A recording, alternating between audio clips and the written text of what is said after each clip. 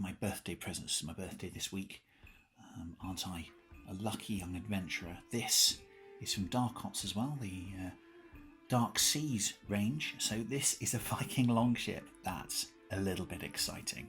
This is designed for the 28mm type of scale gaming. You could use it with, I don't know, you could use it with Dungeons and Dragons to make like an amazing scenario, dungeon saga. I guess you could make a cool scenario out for that as well. Kings of War, which I play regularly. Warhammer Age of Sigmar, I guess you could use it for as well. So a number of games that you could play. Historicals, hey, Saga. I think Saga's a big game. I've not played that yet. I should give that a go, shouldn't I? Shouldn't I, Generals? Saga, I guess this would be perfect for, wouldn't it? So yes, this is another one of my birthday presents. I'm going to get to the opening now, and again, I'm really excited. So this is the second MDF model I've made. And this is a heck of a lot more complicated than the last one I did. So let's give it a go. I'm going to open it from the back this time. I opened it from the front with the paper on last time, which I think was a bad move. So let's give it a go. Be really careful with the knife. There we go. Me drawing it towards myself. Not very safe, is it? Not very safe at all. There we go. I think that's enough. Take away the cellophane and see what we have. Ooh. It's a special feeling, isn't it? It's a special feeling.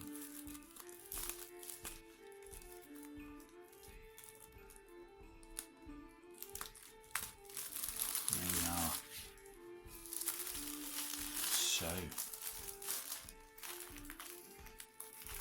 generals, commanders, and adventurers, welcome to my longship. So let's see what we've got first. We've got the picture in the front. No destructions there, but there is a video online on the Dark Ops YouTube channel. I'll link that in the description as well. So I may be logging off of this to go and watch that before the end of the day.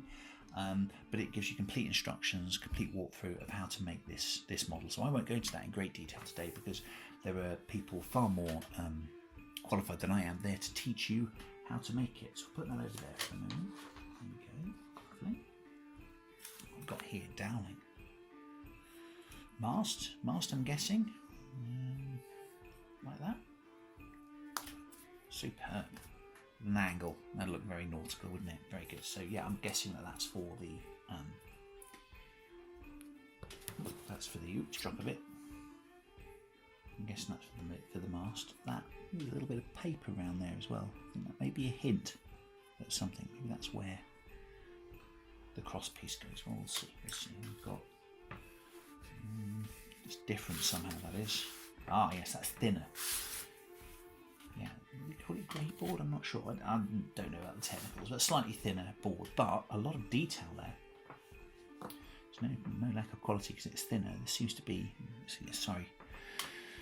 Sorry about this, Generals. I don't see as well as some might. So I'm going to have a quick close look. Yeah, it looks like a dragon head there for the epic look of a Viking longship there. So we've got the figureheads there. They come out all the way. All that embossed stuff there comes out. I can feel it just there. Shields, brilliant. Hey, I'd love to, love to have a sheet of these shields. Just take one out. Again, no cutting necessary there. That just fell out, so that's great. Just again have a close look at that. Wow, look at that. I don't know if you can see the detail on this. Let me see if I can bring it close to the camera. Put a bit of extra light on it.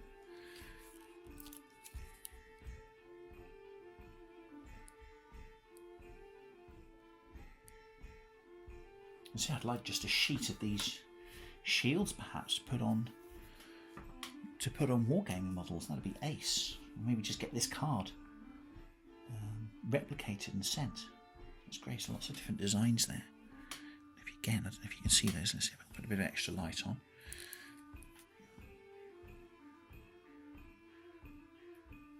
Okay, so some blank, so you can put things on if you want to, and you can do your bits of crafting and art's genius, but also some great designs there to help you along the way. Brilliant. Those look like oars. I'm going to guess they're oars. Let's have a little test and see how well this is printed. Get a fingernail in there and out it pops. Look at that. Out it pops. Again, really thin, but just pops out. You see that is thin. It would break if it wasn't cut properly. But no, that just pops out beautifully. Great. I'll put those over there. So that seems to be, what shall I call that? I'll call that the detail sprue. I'll call that, well, it's probably got a number, I guess, but I'm going to call that the detail sprue. Then we've got,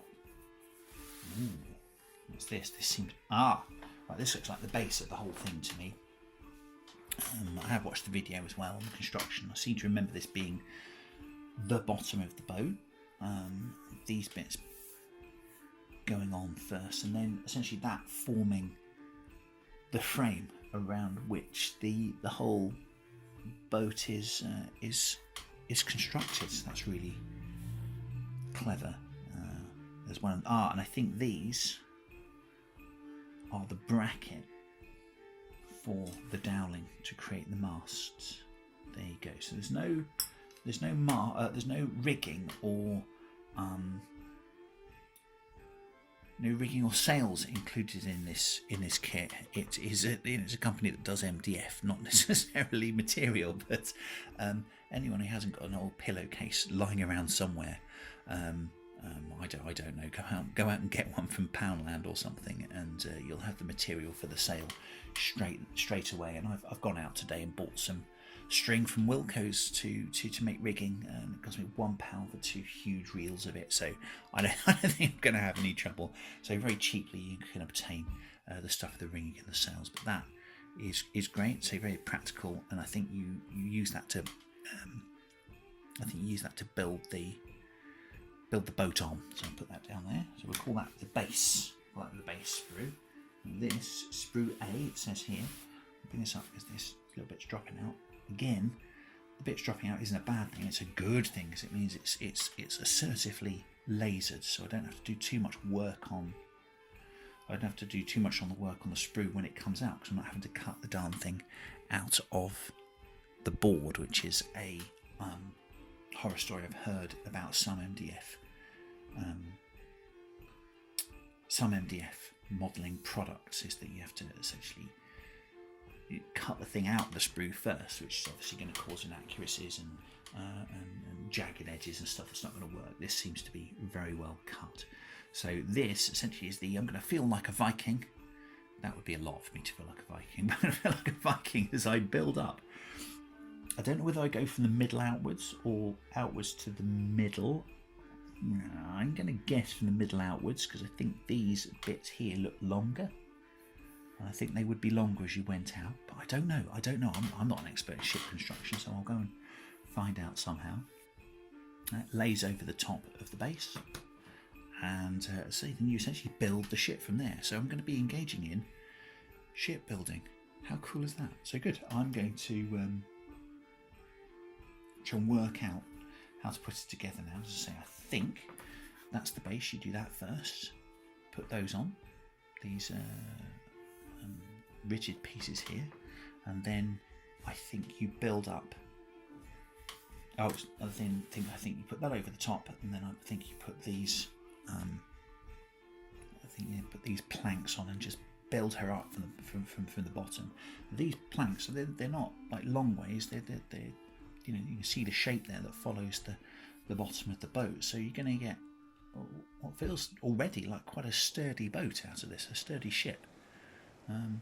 Because the sides of the ship are going to be a centimetre wide, 2 centimetres wide at some parts. So it's going to be a nice thick hull. So yeah, I'm looking forward to this. I'm looking forward to what seems going to be a sturdy model. So on with that then.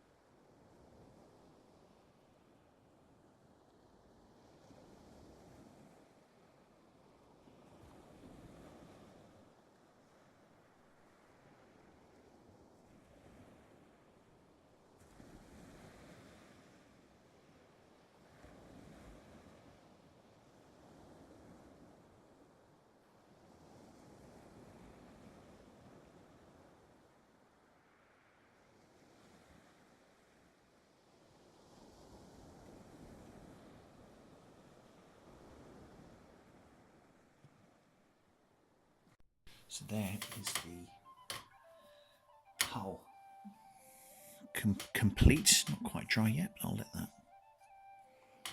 dry out. Look at that.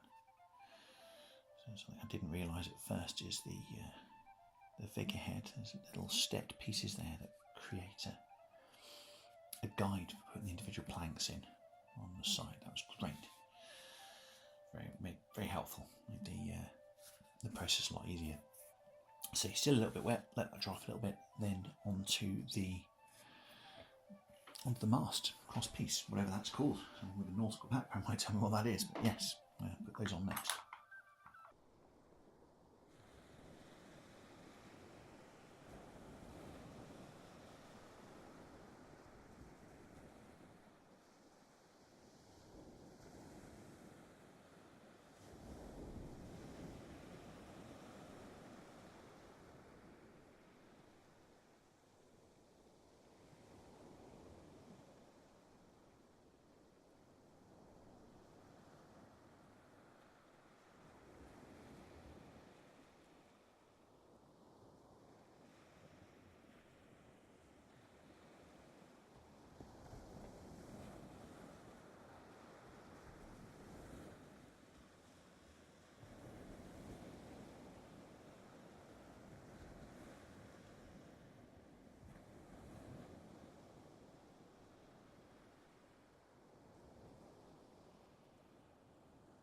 So here is my completed Viking Longship. It's was made by me, but is designed and printed, and all the actual genius occurred at Dark Ops.